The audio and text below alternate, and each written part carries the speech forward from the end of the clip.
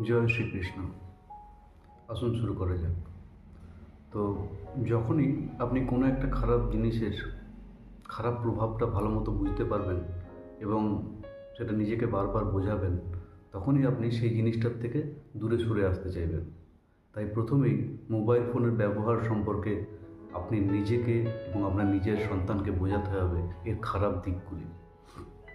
দেখুন, আপনি যদি একটি ঘড়ি, ভালো করে শুনবেন, আপনি যদি একটি ঘড়িকে কানের সামনে রাখেন তো কি দেখতে পাবেন?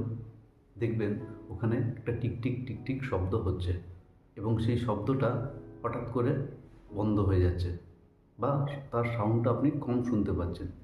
তার মানে এটা নয় যে ঘড়ির শব্দটা কমে যাচ্ছে, তার কারণ হচ্ছে আপনার মনটা অন্যদিকে চলে যাচ্ছে। তো যখন আপনার মনটা অন্যদিকে চলে যাচ্ছে, অর্থাৎ আপনার অ্যাটেনশনটা অসিলেট করছে, তখন আপনি সেই শব্দটা কম শুনতে পাচ্ছেন।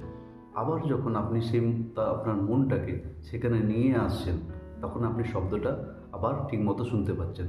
তার মানে কি হচ্ছে, আপনার যখন মনোযোগ থাকছে তখন আপনি ঠিকমতো শুনতে পাচ্ছেন, আবার মনোযোগটা যখন অন্যদিকে চলে যাচ্ছে তখন আপনি শব্দটা শুনতে পাচ্ছেন না। আপনি কি করছেন? আবার মনটাকে আপনি ওখান থেকে অন্য জায়গা থেকে মনটা ঘড়ির দিকে নিয়ে আসছেন। এটা আর এই ফিরিয়ে আনার অভ্যাসটা আপনি যত করবেন আপনার মনোযোগ তত বাড়বে। কিন্তু আপনার বাচ্চার ক্ষেত্রে কী হচ্ছে দেখুন, আপনি যখন খেতে খেতে বা অন্য কোনো কাজ করতে করতে আপনার বাচ্চাকে হাতে ফোনটা ধরিয়ে দিচ্ছেন, সে তখন কি দেখছে? কার্টুন দেখছে, কিংবা রিল দেখছে, কিংবা শর্ট দেখছে। আর একটা রিলের সময় 30 সেকেন্ড হয় বা তার থেকে কম হতে পারে। তাহলে কী করছে? তো বা আপনার বাচ্চা রিল দেখতে দেখতে একটা রিল 30 সেকেন্ড দেখার পর আরেকটা রিলে চলে যাচ্ছে, তারপর আরেকটা রিল দেখছে, মানে পরপর সে রিল দেখতেই থাকছে। সেটা সময়টা কত? খুব কম সময়, 20 সেকেন্ড বা 30 সেকেন্ড। তার ফলে কী হচ্ছে? সে আর মনোযোগটাকে সেই পুরনো জায়গায় নিয়ে আসতে পারছে না। এ থেকে বিয়ে চলে যাচ্ছে, বিয়ে থেকে সি চলে যাচ্ছে, সি থেকে ডি চলে যাচ্ছে, ডি থেকে ই চলে যাচ্ছে, এইভাবে চলতেই থাকছে। পুনরায় আর এতে কিন্তু সে ফিরে আসছে না। অর্থাৎ কী হচ্ছে না, তার মনোযোগের অভ্যাসটা তৈরি হচ্ছে না, তার মনটা চঞ্চল হয়ে উঠছে বারবার বারবার।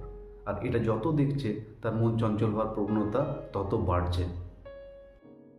তাহলে বুঝতেই পারছেন, মনোযোগ বাড়িয়ে তোলার উপায় হচ্ছে অভ্যাস করা। আর এটা কি অভ্যাসের মাধ্যমে হবে? এটা ধ্যান অভ্যাসের মাধ্যমে হবে। আর আমাদের বড়দের ধ্যানের থেকে বাচ্চাদের ধ্যান একটু আলাদা।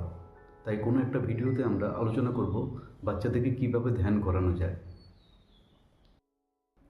এর ফলে কি হচ্ছে? এর ফলে আপনার সন্তান যখন পড়তে বসছে, তখন তার পড়ায় মন বসছে না, কিছুতেই বসছে না। কারণ সে ওই যে সেই অভ্যাস হয়ে গেছে, মনটাকে এদিক ওদিক নিয়ে যাওয়া, চঞ্চল হয়ে যাওয়া, এই অভ্যাসটা যখন হয়ে গেছে তখন তার আর পড়ায় মন বসছে না, বা পড়তে বসলেও কিছুতেই পড়াটা হচ্ছে না। আপনি যতই বকুন, যতই মারুন, কাজের কাজ কিছুতেই কিছু হচ্ছে না। অঙ্ক করতে বসছে, অঙ্ক করতে বসছে, দেখা যাচ্ছে যে অঙ্কটা করতে করতে সে জানা জিনিস ভুল করে আসছে। পরীক্ষাতেও তাই করছে। আপনি মেরে বকে বা যেভাবেই হোক শাস্তি দিয়ে বা তাকে পুরস্কার দেওয়ার কথা বলেও কিছুতেই আপনি অঙ্কের রেজাল্ট ভালো করতে পারছেন না। এটার কারণ কিন্তু আপনি নিজে।